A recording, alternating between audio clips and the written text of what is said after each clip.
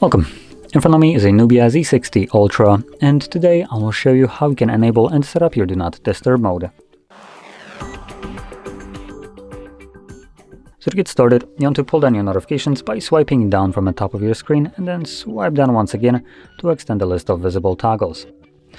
Now on one of the pages we should have our Do Not Disturb mode. If you don't see it on the first one, you can swipe to the left and this will show you additional pages. And for me, it looks like that's where the toggle is located.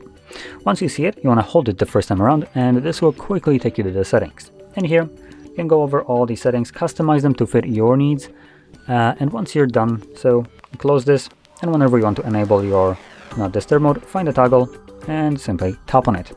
Now, one more thing in the settings that you can utilize, which I didn't talk about at all, is the schedule or turn on automatically. So you don't have to manually do it. You can just set it up.